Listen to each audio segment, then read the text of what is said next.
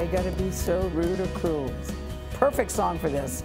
In our new series, Reporter's Notebook, John Dickerson reflects on an issue we've all been talking about a lot lately, civility in politics. He recorded his essay earlier this week. He's in Aspen, Colorado. As we think about civility in politics, the 4th of July next week reminds us that our origins were not civil. The Tea Party was no Tea Party. The founders knew we would be incivil and designed government to accommodate that. They also knew that incivility needed a purpose.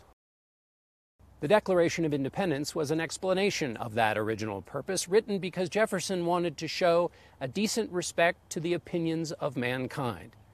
If they were going to be uncivil, the Declaration showed they still had respect for the larger audience, all of mankind. So the founders would ask of our present incivility, is it rooted in anything larger? Or is it just impulse, point scoring, and power grabbing? She's a low IQ individual. When the president is uncivil, is it for a higher purpose? Or is it confirmation that an impulsive president must be checked? You tell them they're not welcome. When Maxine Waters rails, can we hear a universal value? Or is she just rallying the mob? This test can be applied to our chants at rallies and our behavior at restaurants, too.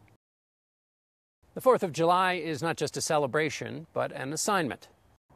Jefferson asked that the annual return of this day forever refresh our recollections of these rights and an undiminished devotion to them. Listening to the founders might sound quaint while we're blowtorching each other on Twitter, but even during America's most difficult time, Abraham Lincoln built the Gettysburg Address around those values in the Declaration of Independence.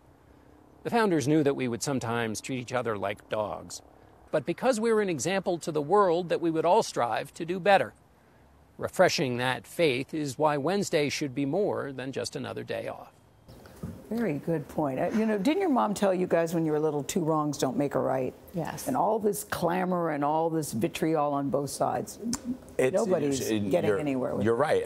There are some people who will say, as we said earlier this week, that, Dr. King said, you can't fight hate with hate. Right. Others, though, will say, look, if you are continuing to give space to people who are intolerant, then ultimately tolerance will lose because the intolerant will continue to grow. I'm a firm believer that a lot of it still comes from the top, and that becomes something that the country sees, and whether they're conscious or subconsciously starting to act that way, I think we're seeing some of it again. Yeah. So I think there's an extra burden.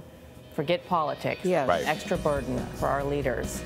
And they You're so right, Brianna. Forget politics. Yes. Yeah. And they can learn from our leaders like Thomas Jefferson and Abraham Lincoln and John Dickerson. And John Dickerson. There's a better way. Nicely done, John Dickerson. Right. Yes.